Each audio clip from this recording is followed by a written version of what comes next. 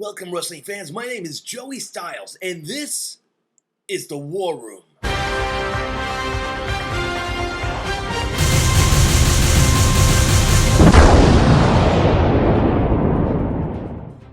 Welcome, wrestling fans, to another edition of the War Room. It was a busy week here in the FWF. We begin with Fierce Championship Wrestling. At a recent house show, the brand new tag team champions defend the title for the first time against the Alliance. They come out on top, and Vicious and Delicious are off and running. And then it was supposed to be a tag team match, but it really didn't turn out to be.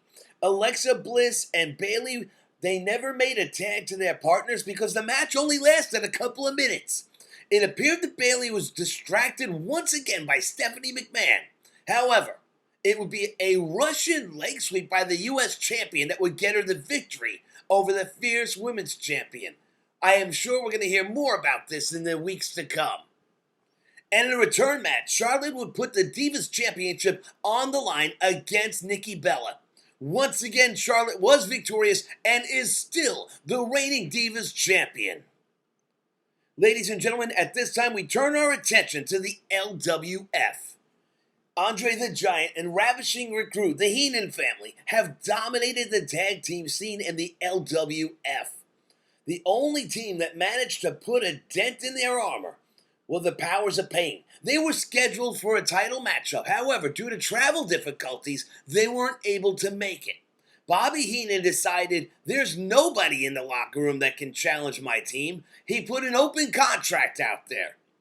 And stepping up, making their debut in the FWF, Ricky Morton and Robert Gibson of the Rock and Roll Express. They don't call him the Brain for nothing. He left an open contract, but it was also an elimination tag team match.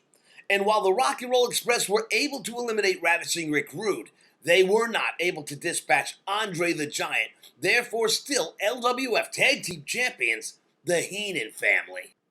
The feud between the Ultimate Warrior and Sting had to come to a head, and it did. Inside of a steel cage, Sting becomes the new Intercontinental Champion, dethroning his former tag team partner.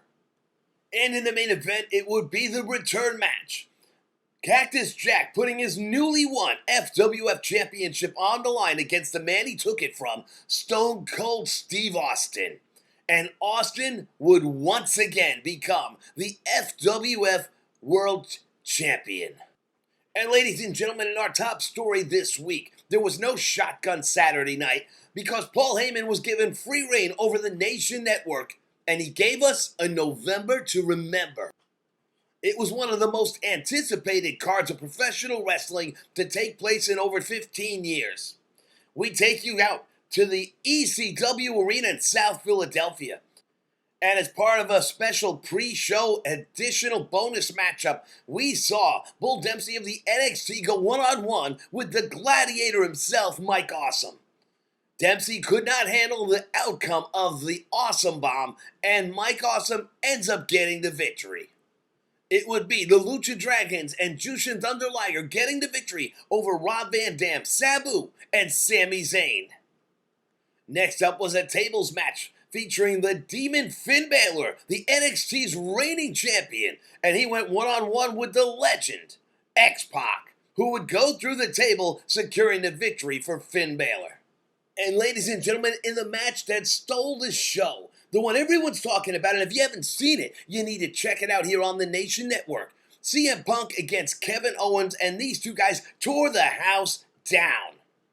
The Hardcore Elite, Tommy Dreamer and Team 3D, destroyed the Wyatt family and introduced them to the world of hardcore ECW style. And next up, it was the co-feature event.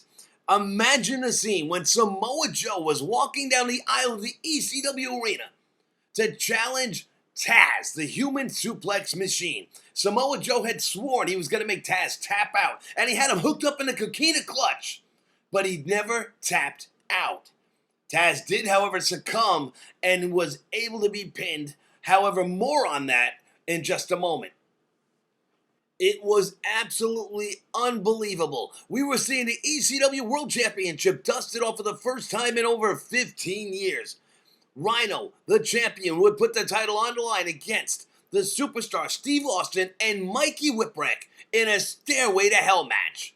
And the winner would be Mikey Whipwreck. Mikey somehow does the unthinkable and regains the ECW championship.